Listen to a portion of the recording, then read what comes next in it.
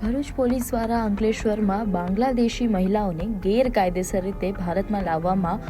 આવતી હતી અને દેહ વેપારમાં ધકેલવાનું મસ્ત મોટું કૌભાંડમાં નવા ખુલાસા આવ્યા છે। અંકલેશ્વરમાં શરૂઆતી દરોડા દરમિયાન પોલીસે નરકાગારમાં ફસાયેલી 12 બાંગ્લાદેશી મહિલાઓને મુક્ત કરાવી હતી, જેમને સુરક્ષિત સ્થળે ખસેડીને હાલમાં તેમની કાઉન્સેલિંગ અને કાનૂની પ્રક્રિયા હાથ ધરવામાં આવી છે। આ ગંભીર ઘટના બાદ રચાયેલી એસઆઈટી દ્વારા છેલ્લા 2 મહિના દરમિયાન કરવામાં આવેલી ઝીણવટભરી તપાસમાં અત્યાર સુધીમાં કુલ 70 જેટલા બાંગ્લાદેશી નાગરિકોની ઓળખ કરવામાં આવી છે, જેમાં 49 મહિલાઓનો સમાવેશ થાય છે। આ તમામ શખ્સો કોઈ પણ કાયદેસર દસ્તાવેજો વિના ભારતીય સરહદમાં ઘૂસણખોરી કરીને પ્રવેશ્યા હતા અને તેમાંથી કેટલાક સંગઠિત માનવ તસ્કરી તેમજ અન્ય ગંભીર ગુનાઓ પ્રવૃત્તિઓમાં સક્રિય રીતે સંડોવાયેલા હતા। એસઆઈટીના વડા અને અંકલેશ્વરના ડીવાયએસપી કુશલ ઓઝાએ આ અંગે શું માહિતી આપી છે તે જાણીએ। ભરૂચ જિલ્લામાં 13/12/2025ના રોજ ઇમોરલ ટ્રાફિકિંગની કલમ 143 3-4 ત્યારબાદ આઈપીસી બીએનએસ કલમ 143 1D 1F 2 144 2 236 2 3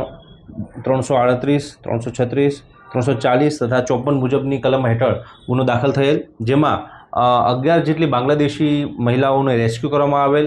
તથા 4 જેટલા આરોપીઓ, જે પૈકી 1 બાંગ્લાદેશી અને 3 ભારતીય વિરુદ્ધ ગુનો દાખલ કરવામાં આવેલ। ત્યારબાદ આ ગુના અંતર્ગત તેનું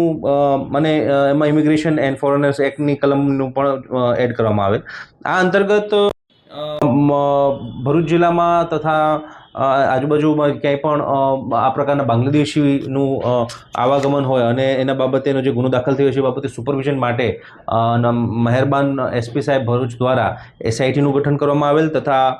નાયબ પોલીસ અધિક્ષક અંકલેશ્વરને તેને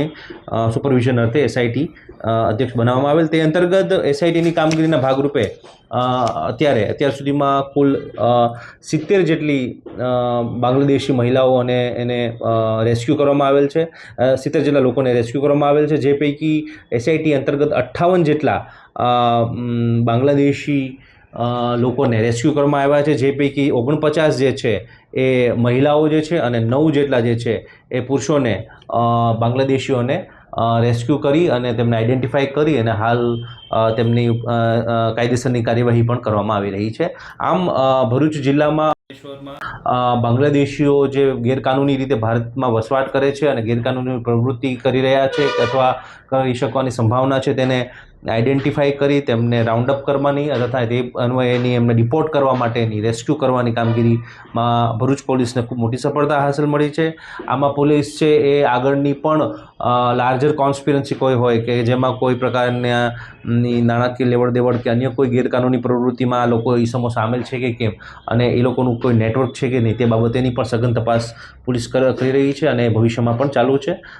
કેટલાક આરોપીઓ આમાં નાસ્તા ફરતા પણ છે, જેને પણ આગળ પોલીસ છે એ પકડવાની કોશિશ કરી રહી છે અને એ બાબતની તપાસ ચાલુ છે। પોલીસ જે એસઆઈટીની ટીમ જે છે તેનો વ્યાપ છે એ આખા ગુજરાત અને ગુજરાત બહારનો પણ હતો, એટલે પોલીસ જે છે એને બાંગ્લાદેશી મહિલાઓને અંકલેશ્વર, ભરૂચ તથા આજુબાજુના વિસ્તારોમાંથી પણ રેસ્ક્યુ કરી છે અને મુખ્યત્વે તે અલગ અલગ કામથી અહીં ગેરકાનૂની રીતે ભારતમાં આવતા હોય છે તેવું ધ્યાનમાં આવેલ છે।